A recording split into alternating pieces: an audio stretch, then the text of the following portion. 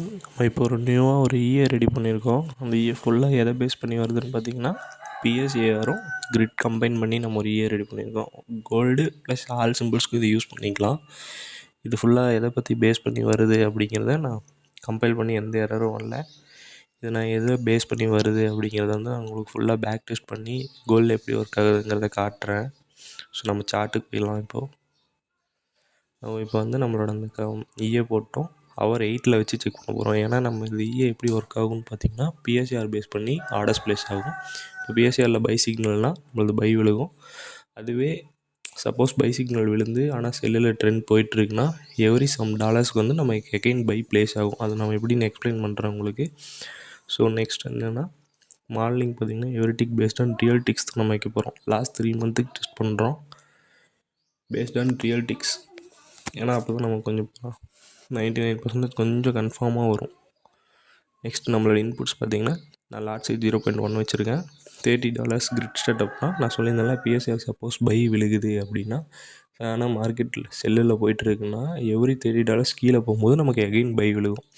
So அதை base பண்ணி விழுந்திருக்கோம். Maximum price 20. இதில் buy only sell only mode வச்சுக்கலாம். எனக்கு பை மட்டும் தான் வேணும்னா பை மட்டும் யூஸ் பண்ணிக்கலாம். செல் மட்டும் வேணும்னா செல் மட்டும் யூஸ் பண்ணிக்கலாம். இல்லை ரெண்டுமே வேணும்னா ரெண்டுமே ட்ரூ கொடுத்திங்கன்னா ரெண்டுமே நமக்கு வந்து ப்ளேஸ் ஆகும் ஆர்டர்ஸ்.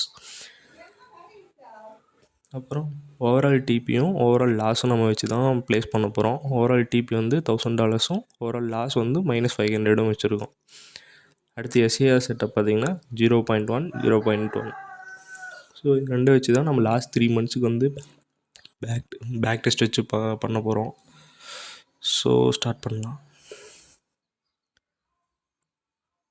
இது நீங்கள் ஃபுல்லாக பார்த்தீங்கன்னா பை ஆர்டர்ஸ் மட்டும்தான் ப்ளேஸ் ஆகும். ஏன்னா நான் பை மட்டும்தான் வச்சு ட்ரேட் பண்ணுறனால நமக்கு பை ஆர்டர்ஸ் மட்டும்தான் விழுகும். சப்போஸ் நம்ம செல்லுக்கு ட்ரூ கொடுத்தோம்னா செல் மட்டும்தான் விழுகும். இல்லை போத் பை அண்ட் செல் ரெண்டுமே ட்ரூ கொடுத்தோம்னா 2 ஆர்டர்ஸுமே நமக்கு ப்ளேஸ் ஆகும்.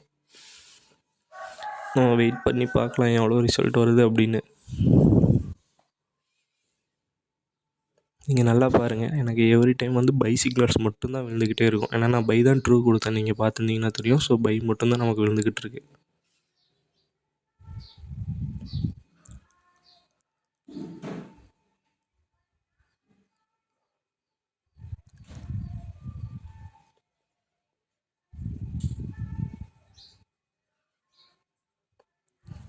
நமக்கு எண்ட் ரிசல்ட் பார்த்திங்கன்னா 24,000 வந்திருக்கு. ஆல்மோஸ்ட் 14,500 கிட்ட நமக்கு வந்து ப்ராஃபிட் வந்திருக்கு இந்த இஏல. தேங்க்யூ.